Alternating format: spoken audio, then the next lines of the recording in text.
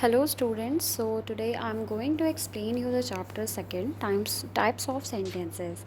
Sentences can be classified into the following three types on the basis of their structure: simple sentences, complex sentences and compound sentences. Simple sentences are made up of one finite clause, while complex and compound sentences are made up of more than one clause. In this chapter we will discuss these three types in detail.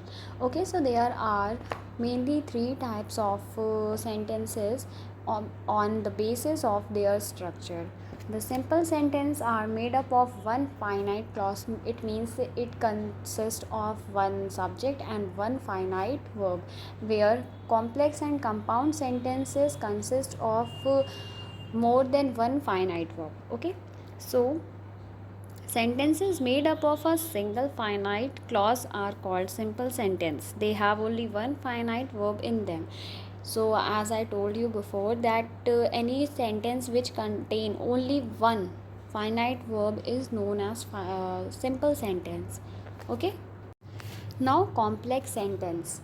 Look at the following sentences. Karina is the daughter of Mrs. and Mr. Kapoor of Shivaji Enclave. Ranbir, the eldest son of Mrs. and Mr. Kumar, married Karina.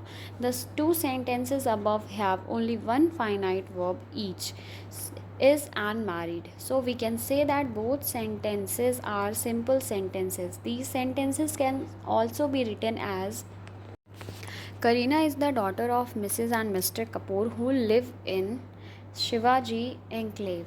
Ranbir, who is the eldest son of Mrs. and Mr. Kumar, married Karina. Let us first identify the number of finite verbs in each of the sentences above. Remember that sentences with more than one finite verb are not simple sentences. Both the sentences above had two finite verbs. Each is and live and is and married. Therefore we can say that there are two clauses in each sentence. Okay, the sentence one has Karina is the daughter of Mrs. and Mr. Kapoor who live in Shivaji Enclave. Here is and live is finite verb. Therefore it is not a simple sentence, it is a complex sentence. A sentence is called a complex sentence when it is made up of a combination of principal and subordinate clauses. There can be more than one dependent or subordinate clause in a complex sentence. A complex sentence cannot have more than one main clause. A subordinating conjunction is used to join the main clause to the subordinate clause in a complex sentence. So any complex sentence, it has only one main clause. It does not contain more than one main clause. That is why it is called a complex sentence. Okay. Now, compound sentence. Karina is the daughter of Mrs. and Mr. Kapoor and she is married to Ranbir. In the above sentence, there are two finite verbs, is and is married. Therefore, we can say that these are two clauses in the sentence. Both the clauses make complete sense by themselves. Like the clause 1 is saying Karina is the daughter of Mrs. and Mr. Kapoor. This is giving a perfect and complete sense. And the clause 2, she is married to Ranbir, it is also giving the complete sense and complete meaning. Therefore it has this sentence has two main clause. Therefore it is called compound sentence because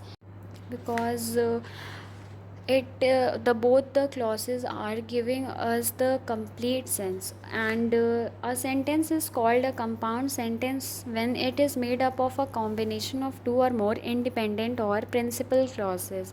The independent clauses are joined by a coordinating conjunction in a compound sentence. These conjunctions are and, but, or, as well as, nevertheless, and so on. So any sentence which is made up of more than two or more than two clauses, which is joined together by coordinating conjunctions such as and, but, or, as well, nevertheless, etc., are known as compound sentence. Okay, so hope you understood this chapter, and so thank you for watching.